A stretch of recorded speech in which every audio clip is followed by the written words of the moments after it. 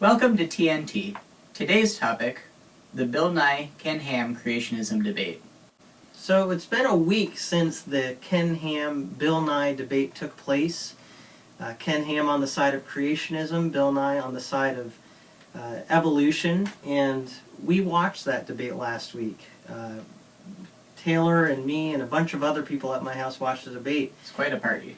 Oh yeah, we had a great time. And there were a lot of different reactions that people had in the public. So we'd like to talk about that to begin with. What was the public response to the debate? So here are some tweet responses that people gave on Twitter. What would convince you to change your mind? Ken Ham? Nothing. Bill Nye? Evidence. So the idea there that Ken Ham is basically, he's coming across as if nothing would convince him to change his mind because he already believes the Bible. He's just blindly believing. He's not even willing to consider evidence even if a rational person would be convinced. Right. Whereas Bill Nye, according to the Twitter post here, is someone who would be willing to look at evidence and would be willing to change his mind. We'll get back to that later, whether that's a good analysis, but that's how some people felt about it. Then there's another tweet I'd like to read. Religious people are terrified of not having answers. Scientists are terrified of not having questions. That's perhaps a bit of an overstatement, but it does kind of show the perception people have.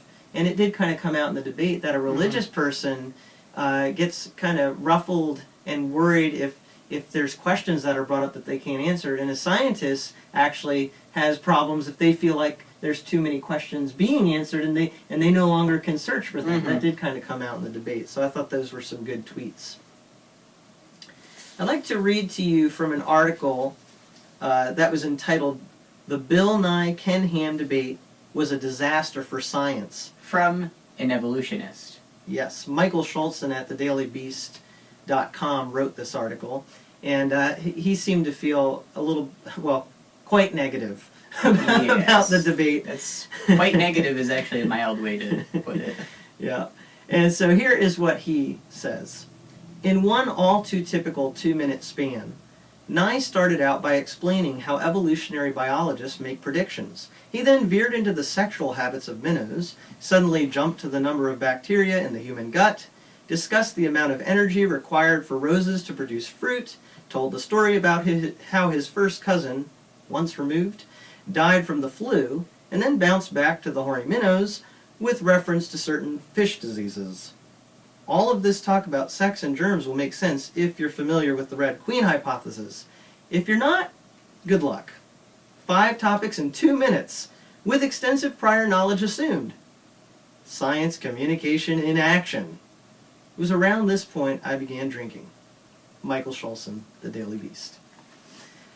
I think that quote shows you how, at least from this particular evolutionist writer perspective, he felt that Nye didn't necessarily do a great job. However, the overall consensus that I've seen online, and even the polls that have been done, is that Nye, people felt, did win the debate. Even on predominantly Christian and creationist sites, polls have been filling up with people thought that Bill Nye came out on top, which is really saying something. Yes, I think it shows that Nye's view resonates with the majority of people out there, because Nye is presenting things that many people would definitely agree with and feel are very strong and valid arguments. There are a lot of criticisms that are coming out there from both sides, but if you really look at those criticisms closely, they're not always coming from a very accurate standpoint. There's a lot of misunderstanding of each other's side. How have you seen that in looking at people's response to this debate? The limited or biased or inaccurate viewpoint that they have? I've seen 2 pretty big misunderstandings, one actually from each side. A lot of people just throwing out angry arguments and accusations at the other side based on not really basic, but fundamental misunderstanding of where the other person's coming from. So I'll just start with Ken Ham. Mm-hmm. A lot of evolutionists and naturalists, and even Bill Nye, from time to time, he made points and arguments that showed that he just didn't understand where Ken Ham was coming from in terms of the Bible. Mm-hmm. So he mentioned a couple times that Ken Ham was using the Bible, his wording was translated into American English. Mm-hmm. And that's completely disregarding all of the deep history behind how we have the Bible that we have today. Mm-hmm. And I can assure you that Ken Ham does not just pick up his English copy of the Bible and say, "This is my proof for everything I'm saying." Right. He uses the Bible as his foundation because that's what he believes, but Mm-hmm. he and many others who believe in the Bible use original texts in their original languages, or as close as we can get to them, and a wide variety of different manuscripts Mm-hmm. to make their conclusions. So they aren't just taking somebody else's word for it, they're looking themselves. So basically, you're saying then that Bill Nye is limited in his knowledge of where Ken Ham is really coming from. Mhm. But where did you see that going the other way, where people maybe were limited in their understanding of where Bill Nye is coming from? Similarly, I've seen a lot of people, not necessarily Ken Ham, but a lot of creationists, taking things from Charles Darwin's Origin of the Species Mm-hmm. and extrapolating it on to Bill Nye. Mhm. Even though I was surprised that Bill Nye, in the debate, didn't mention how far evolutionary theory has come since Charles Darwin. Right. But either way, Mhm. a lot of creationists are taking very flawed, even to current evolutionists, viewpoints and saying Bill Nye's perspective is stupid because he believes this, when a lot of cases I'm sure he doesn't believe that, because Right. the general science community, even evolutionists, don't believe that anymore. So So you're saying that a lot of people on the creationist side don't really fully understand someone like Bill Nye, and they actually don't see sometimes that Darwinian evolution itself has evolved in its yes, thinking. so they're not quite addressing exactly what he's saying. They're addressing what they think he believes Yeah. without him saying it, which is dangerous, of course. Okay, so we've gotten the problems out of the way as far as how people can sometimes criticize on unfounded bases and be critical without really understanding where the other side is coming from. That's really the point that Taylor was making there. But let's talk a little bit now about each person and some of the things they said during the debate. I'm going to begin with Bill Nye and some of the comments that he made during the debate that I picked up on, and we can talk about that a little bit. Bill Nye made several references to creation being Ken Ham's model of origins, and as if it was Ken Ham's belief or his exclusive belief system. When I heard Ken Ham say that, when I heard, let me say that again. When I heard Bill Nye say Ken Ham's model of creation, to me it sounded like he was saying there's really just Ken Ham and all of his followers who believe this. Not very many people, just these, handful of A guy you've lunatics. never even heard of, and his followers. Right. So that was one of the things that came across in a very condescending way to people who are on the creationist standpoint of things. Because in reality, many, many people believe in creationism, at least on some level. Mhm. I think the statistics in America in believing that God created humans in their present state is actually a very good percentage of the population. I don't know exactly the percentage, but there's a good amount of people out there. It's not just Ken Ham's Mhm. model of origins. The fact that there has to be a debate about it at all shows you that it's a pretty big presence. Yeah, that's a good point too. The fact that we're still debating this shows there are a lot of people who believe this. Another thing I heard Bill Nye say in the course of this debate several times was a reference to Ken Ham using the American English translation of the Bible. As if that somehow is particularly inaccurate that we use an American English translation. But I think that shows a misunderstanding on Bill Nye's part as to what a translation is.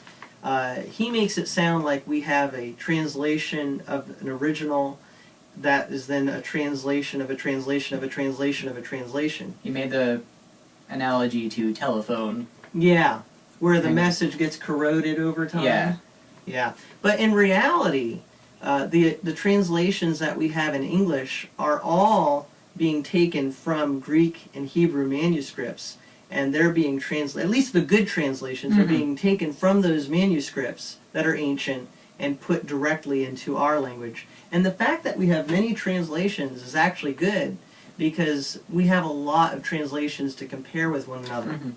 But there's no less accuracy in having an American English translation of the Bible than there is in having an American English translation of Les Miserables or some other great work of literature that was originally penned in another language.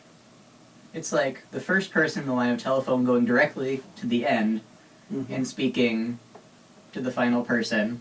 And even, we could say, there's a bunch of people on the end. He goes to each of them, and then they all compare their answers. Another interesting comment that I heard Bill Nye make in this debate is that science will willingly embrace people who come up with new things and find new discoveries that are outside the box or really challenge the mainstream.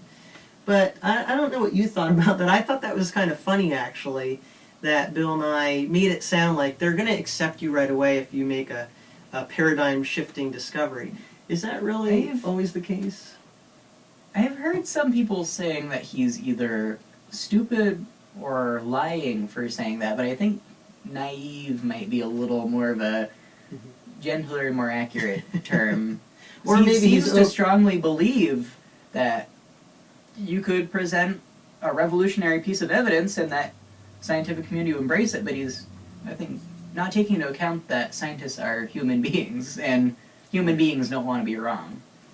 Now, I have an example of how I think even Nye's own statements kind of challenged what he said there, because he talked about the discovery of stars getting further apart, and how it was thought then that maybe there was originally a time where everything was together, and the whole concept of the Big Bang came into scientific theory. But at first he said that that was debated and talked about, and it wasn't accepted really quickly.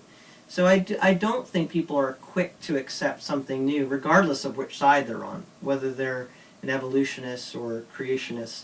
It's hard to accept something when there's a paradigm shift that's made. Would like to take some time now to comment on Ken Ham. And one of the things I was noticing We're not about... just here to bash evolutionists. No. Well, no. We won't admit it. I'd like to talk about Ken Ham's presentation and some of the things that I was really struck by. And one of the things I noticed is that Ken Ham, in all of his presentations, and in this one as well, he likes to use media, which is a great idea. He has good use of certain kinds of media. However, I noticed he likes to use drawings and illustrations. Sometimes they're effective and sometimes they're funny, but other times they don't really help his argument because they make it look as if he's presenting something to children or from a childlike perspective. Oversimplifies his own arguments a little bit, which makes them really easy to pick apart by the other guy. Yeah. So. And that could just be a subconscious effect that it has on the viewer, that they see maybe a valid argument, but then there's this funny-looking drawing behind you, and it doesn't seem as believable or as sophisticated or as high-minded as what the scientific community is putting out there. You don't see Richard Dawkins using funny little cartoons when he speaks to people. Although that would be pretty awesome. It would be actually, pretty awesome. There was one particular comment that Ken Ham made during the debate that I thought was a huge moment in this debate, and it had to do with, at the end, him being asked if anything could ever change his mind. And you remember what he said to that? He said, "Nothing will change my mind because I believe what's in the Bible." Yeah. And, you know, we understand where he's coming from. We actually are Christians who believe the Bible. But we also recognize that in the context of that debate, which is supposed to be looking at evidence and debating it, when you come from that standpoint, it doesn't make a good case for why in the secular arena people should be taught creation, because it's basically saying that you'll only be able to see the evidence my way if you start with the Bible. But obviously, for example, in a public school setting, they're not going to teach the Bible. And that was his argument, that he said flat out, I believe that creationism should be taught in public schools. Mm-hmm. So I think it would have been more powerful and advantageous if Ken Ham had taken the line of argument that there is evidence that whether you're a Christian or not can still point to the idea of a designer, and we could still teach these things in different settings, regardless of if you believe the Bible or not. The whole point of the debate was to determine whether or not creationism is a viable model of looking at origins in the present scientific modern world today. And both men gave their perspective on that. But what did you think, Taylor, of how they approached that issue and what their overall views were? First of all, I felt that Ken Ham was definitely the more prepared of the two. Like, in case you didn't know, he's the one who called the debate, and Bill Nye graciously agreed to it, which not a lot of people will do. So that's part of the reason why it's such a big thing, is someone like Richard Dawkins would flat out disagree that he should even be debating. So Bill Nye was not quite as prepared for the topic on hand as he should have been. He didn't really address whether you can be a creationist and a scientist in today's world. His argument was mostly just creationism is stupid and evolutionism, Darwinism, naturalism, whatever you want to call it, is right. So, very first opening statement, Ken Ham gave examples of scientists who are creationists. And just that in of itself was compelling because of the focus of the debate. And as time went on, the focus was kind of moved to the side a little bit, so it kind of almost evolved into just a creationism versus evolutionism debate, but Ken Ham did try to stick to it more than Bill Nye did. And so a lot of people don't really seem to see that focus, and we can see on Twitter and articles and Google, Facebook, all over the place. But I think that considering the focus was questioning whether you can be a scientist and a creationist, Ken Ham did put that forward very well. And at the very least, even if you don't believe in creationism, I think that after seeing it, you should be able to feel convinced that you can at least be a credible scientist and be a creationist. I agree with you. I think it was really powerful and very convincing how Ken Ham used different scientists as examples of people that have contributed in a very effective and positive way in our culture and in our economic world, which was really against what Bill Nye was saying. And Bill Nye's whole point was that you can't be a creationist and possibly be able to really produce things that are going to help us to advance as a society. But Ken Ham, by using those scientists and giving their interviews, showed that there are a lot of creation scientists out there who have accomplished great things for the furtherance of our culture. I'd like to start wrapping things up in our discussion here with a quote by Al Mohler. He's president of one of the Southern Baptist universities, and he was at the debate, and this is what he wrote afterward. Both men were asked if any evidence could ever force them to change their basic understanding. Ham said no, pointing to the authority of Scripture. Nye said that evidence for creation would change his mind, but Nye made clear that he was unconditionally committed to a naturalistic worldview, which would make such evidence impossible. Neither man is actually willing to allow for any dispositive evidence to change his mind. Both operate in basically closed intellectual systems. The main problem is that Ken Ham knows this to be the case, but Bill Nye apparently does not. I'd be really interested as people are watching this video. I'd love to hear their response to this, and if you would like to email us what your thoughts are as to this whole issue of what is the basis by which I'm going to believe something, or what's going to convince me to change my belief system. What would be the basis? And as you watch the debate, do you have any comments on what you feel each person was basing their views on? Bill Nye is obviously naturalist, evolutionist. He says he bases his beliefs just on evidence, but really he's basing it on some kind of a romanticized and heroic view of humanity, that no matter what, humankind is just going to strive to seek out the truth and raise ourselves up as a species.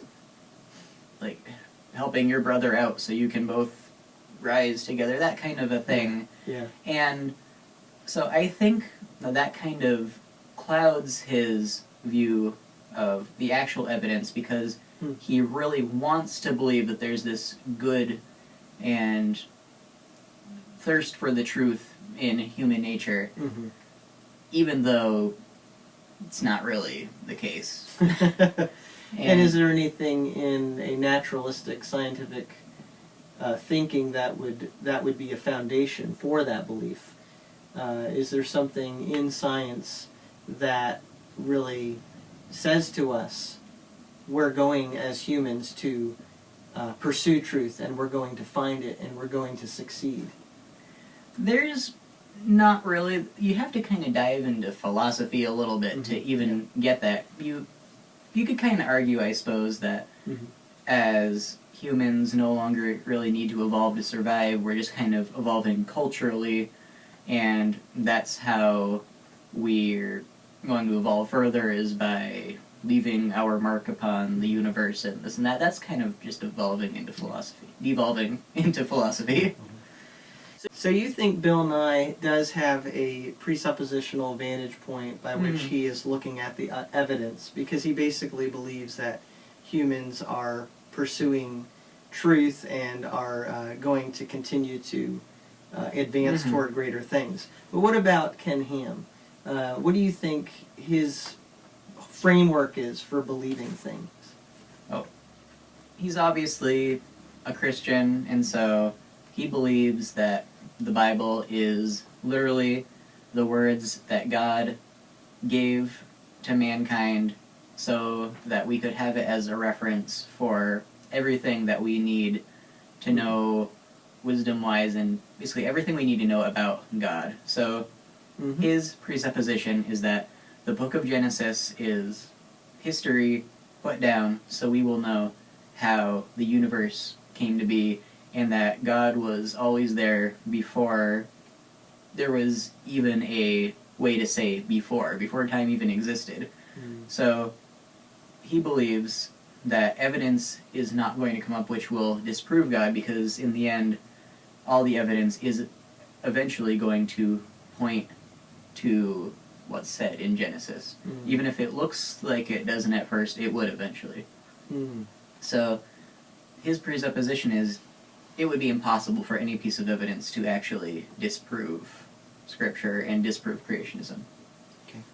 I think in the end, both sides, as Al Mohler says, kind of have a bit of a closed system. Whether you're a naturalist and you tend to look at everything through that naturalistic lens, there must be a natural explanation for this, whatever new evidence appears. Or you're a theist and you think that there is a supernatural element to things.